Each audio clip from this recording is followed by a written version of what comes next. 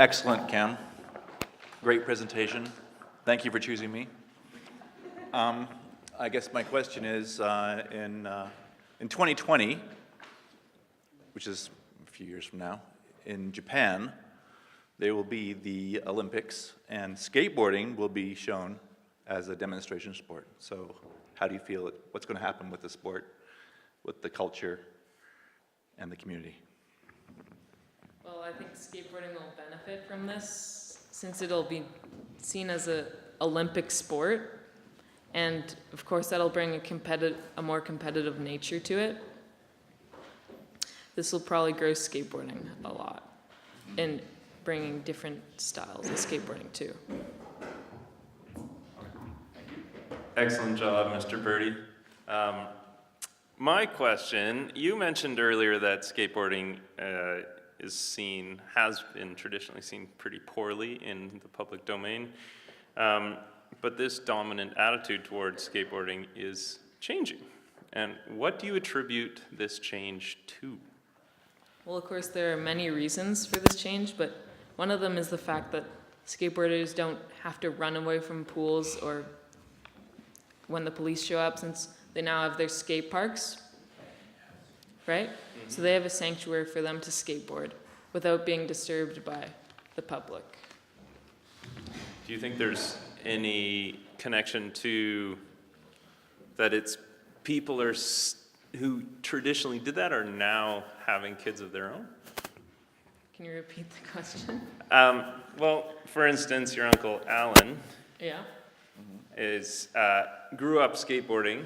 Do you think that also plays a role where this generation is now starting to have kids of their own? Yeah. And maybe they're teaching them skateboarding. Definitely. Yeah, great job, Mr. Purdy.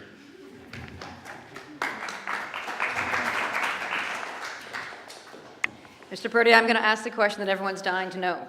So you started this presentation saying that you don't skateboard. Have you changed your mind, and are you going to take up skateboarding? Definitely this summer, yeah. Yay! All right, here we go. Congratulations on a fascinating presentation, Mr. Purdy. I read an article maybe about half a year ago that I thought was just astonishingly interesting, and it was about how female skateboarders have actually been there all the way since the 1960s, and yet they're almost invisible, even though even today they make up almost 30% of that demographic. I was just wondering, and yeah, if you want to talk about being anti-establishment, like what could be more anti-establishment than breaking into a totally male-dominated sport? And I'm just wondering if you came across anything about that in your research. Well, I think that skateboarding is, there is a large demographic of female skateboarders as they participate in X Games competitions. Can you repeat that? Oh, I was just wondering if you came across anything about that in your research. I didn't actually find that much information on that. Interesting, thanks. Were there any Z girls? Or just a lot of long-haired boys? I think, yeah, just not a long-haired boys. You were talking a lot about skate culture in LA. Would you say that LA culture is influenced by skateboarders? Well, definitely, because skateboarding started on that side. That's where skateboarding started. So it's been around there for much longer, so it's definitely got a big impact on the people who live there. I'm just wondering about the name origin of skateboard and how that came around. The name of it? Yeah. Well, it's a board.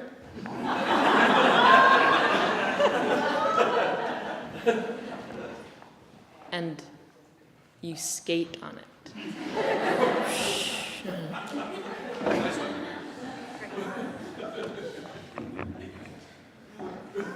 Excellent job, Mr. Purdy. I was just wondering, do you think the reason why skateboarding is continuing to increase in popularity because of the bad reputation it got back in the 1970s?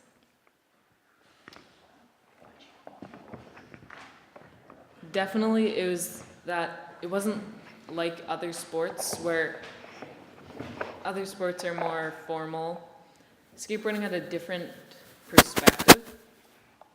And the fact that it was definitely more aggressive style that is seen as cool, right? Mr. Purdy, I have often seen skateboarders, and I particularly am amazed when I'm in a place like Park Royal with those long, cavernous walkways. And here I am plodding along, and along comes a skateboarder flying past me, and before I've gone a few hundred feet, he's at the other end of the whole shopping center. And I envy the skateboarders. I wish I could fly from one end of Park Royal to the other. And I really and truly do envy you, and I so much appreciate what you've said. And I'm just wondering if there's room for a 90-year-old kid.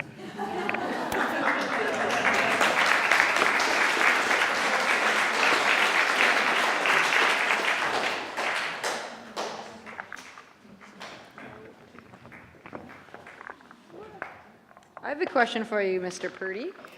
So that was pretty bizarre to hear about metal wheels and clay wheels. When rubber was invented, why didn't anyone go for rubber wheels before they had to jump to urethane wheels? Well, polyurethane is very similar to rubber, so that was the rubber wheel. Huh, it came pretty late. Mr. Purdy, could you tell me, are skateboards, particularly electric skateboards, legal on the roads? Well, my uncle knows a lot about that, but yes, they do go on the roads. They are? Sorry, what's the question? Are they legal on the road? No comment. Can you repeat that? They are not in Vancouver.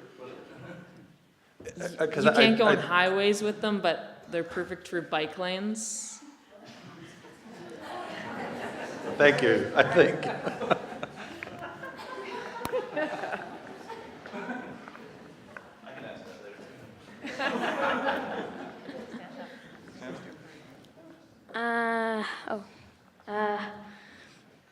Great presentation, Mr. Purdy. But I have a question. After 2020 Olympics, will there still be a bad reputation for skateboarding? Well, as I talked about this in my conclusion, skateboarding is starting to become more collected with society. So the Olympics will speed up the process, but it's getting there, right? It's not gonna go like that to all big one happy family, right? But slowly it'll get there. Great job on your presentation. My question would be, what style, like longboarding or the trick style, would you say is more popular in skateboarding? Definitely shortboard skateboarding is more popular, but there are a lot of longboard skateboarders, and there's competitions for it too. Great job. I was just wondering, since I've seen like a ton of like penny boards, do they count as a skateboard, or? Yes, they do count as a skateboard. And like what kind? What do you mean? Like What kind? shortboard? Like would be a shortboard? They'd be a cruiser, so not for tricks, but they're not intended for tricks, but they're not intended for super high speed, so more of getting from point A to B. So like a short longboard. Yeah.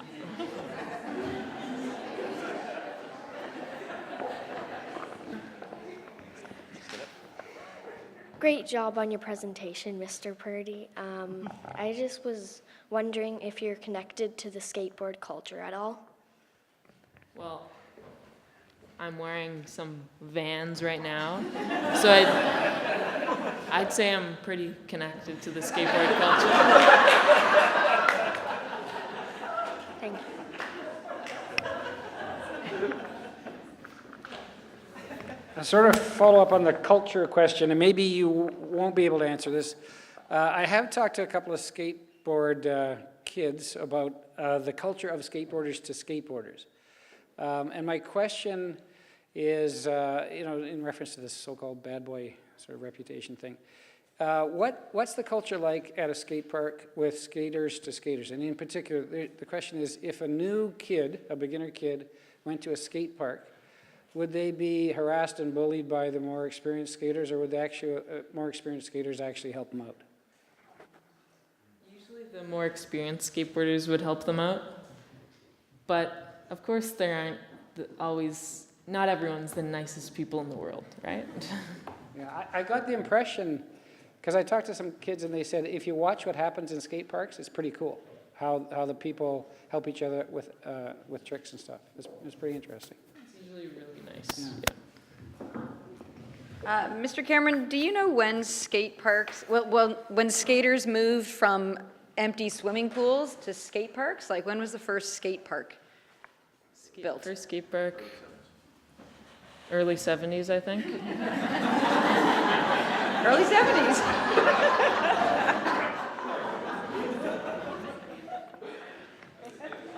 Great work, Mr. Cameron.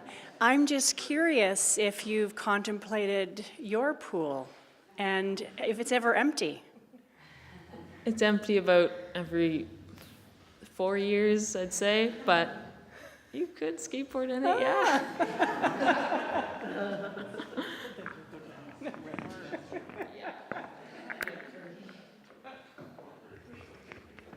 Congratulations, Mr. Purdy. So you said it started where, I forget?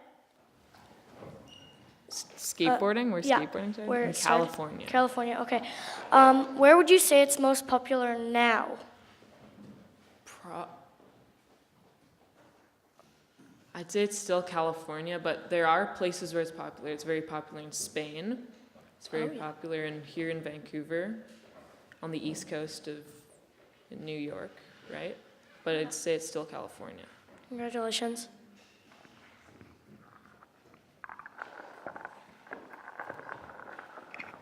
Great job, Mr. Purdy. Quick question. You talked about longboards and shortboards as two types of skateboards. Did scootering evolve from skateboards? Is that something you looked at? Well, one of the first ways skateboarding came from was a skateboard, like basically a plank of wood with a big box on it, kind of like a scooter. I'm not sure how scooters are now came from that, but just curious. Thank yeah, you. one of the first skateboards looked kind of like a scooter.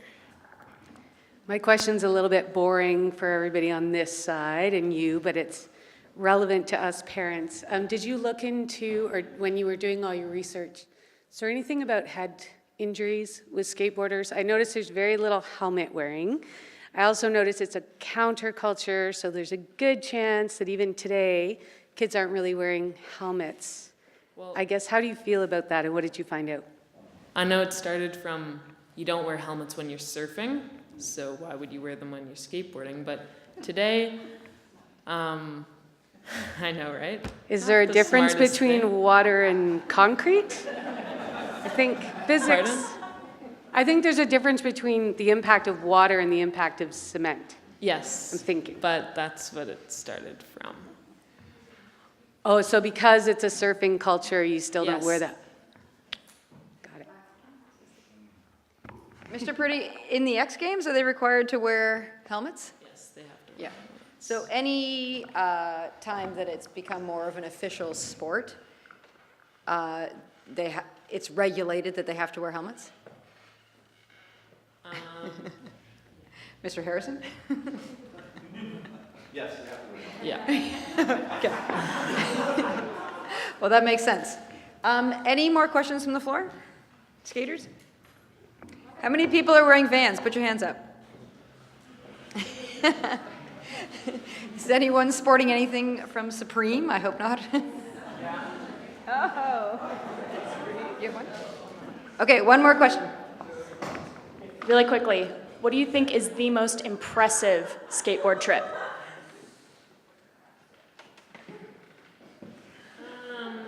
Most impressive? Skateboard trick. Could it be just like a trick on the ground or anything? In your opinion, it could Probably be either. there's a 25-stair drop on a skateboard done. That was pretty, I'd say that was pretty amazing. This ends our question period. You've done a great job, Mr. Purdy, answering all those awesome questions.